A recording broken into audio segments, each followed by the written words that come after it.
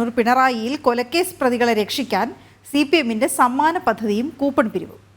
EMS ഗ്രന്ഥശാലയുടെ പേരിലാണ് ഈ പിരിവ്. RSS പ്രവർത്തകൻ രമിത്തിനെ വധിച്ചതുൾപ്പെടെ 7ഓളം കേസുകൾ നടത്താനാണ് പണപ്പിരിവ്. വിവരങ്ങളുമായി ശ്രീജിത്ത് ചേരുകയാണ്. ശ്രീജിത്ത്, എന്തൊക്കെയാണ് സംഭവിക്കുന്നത്?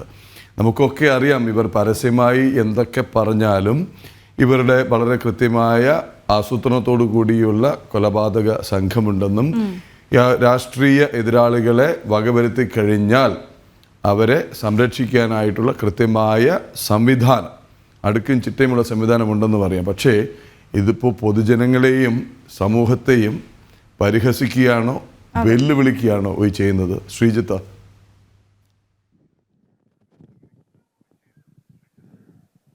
തീർച്ചയായും പ്രദീപ് വീണ, അത്തരത്തിലാണ് കണ്ണൂരിലെ ഓരോ CPMുമായി ബന്ധപ്പെട്ട് വരുന്ന വാർത്ത. എന്തായാലും കണ്ണൂർ പിണറായിലാണ് പുതിയ ഒരു സംഭവം നടന്നിരിക്കുന്നത്. കണ്ണൂർ പിണറായി ഏരിയ കമ്മിറ്റിക്ക് കീഴിൽ വരുന്ന കൊലക്കേസ് പ്രതികളെ സംരക്ഷിക്കുവാനാണ് നിലവിൽ മെഗാ സമ്മാന പദ്ധതിയും അതോടൊപ്പം തന്നെ കൂപ്പൺ പിരിവുമായി CPM രംഗത്തെത്തിയിരിക്കുന്നത്. CPMന് കീഴിൽ വരുന്ന EMS ഗ്രന്ഥശാലയ്ക്ക് കീഴിൽ വരുന്ന ഒരു ഗ്രന്ഥശാലയുമായി ബന്ധപ്പെട്ടാണ് ഈ പിരിവ് നടക്കുന്നത്. 250 രൂപയാണ് ഈ കൂപ്പണിന്റെ വില. ഈ കൂപ്പൺ പരമാവധി പ്രവർത്തകർ വാങ്ങണമെന്ന് വാട്സപ്പിലൂടെയെല്ലാം സന്ദേശം വരുന്നുണ്ട്.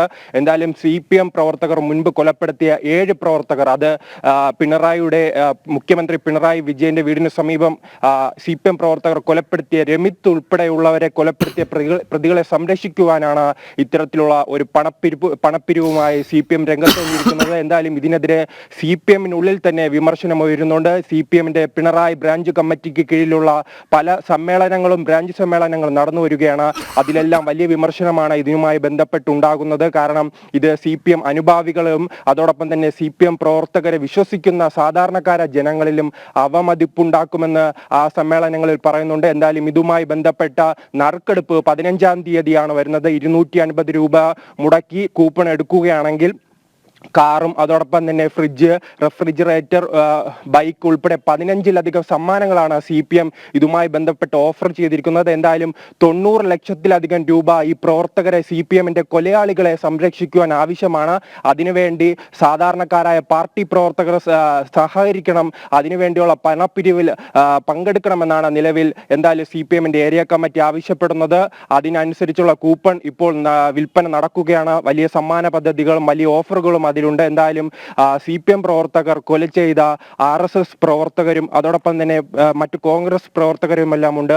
ആ കൊലക്കേസുകളിലെല്ലാം കുടുംബങ്ങളാണ് നേരിട്ട് അവരുടെ സ്വയം പൈസ മുടക്കിയാണ് ഇത്തരം കേസുമായി മുന്നോട്ട് പോകുന്നത്.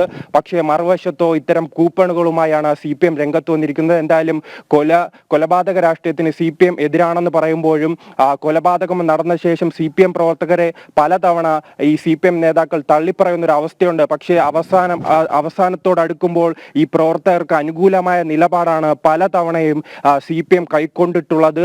അതിന് ഏറ്റവും അവസാനത്തെ ഉദാഹരണമാണ് നിലവിൽ പിണറായിയിൽ കാണുന്നത്.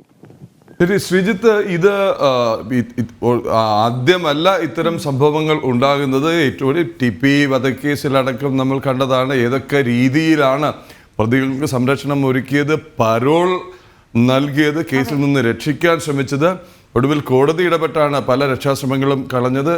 ചിലരെ വെറുതെ വിടാൻ ശിക്ഷ ഇളവ് നൽകാൻ ശ്രമമുണ്ടായിരുന്നു. അതെല്ലാം പിൻവലിക്കേണ്ടി വന്നു, അതിൽ നിന്ന് പിന്മാറേണ്ടി വന്നു. പക്ഷേ ഇത്തരം ഒരു സംഭവം, ഒരു പരസ്യമായ ഒരു ഫണ്ട് ശേഖരണമോ ക്യാമ്പയിനോ ഇതിനു മുമ്പ് നടന്നതായി എന്തെങ്കിലും അനുഭവം ഉണ്ടോ ശ്രീജിത്ത്?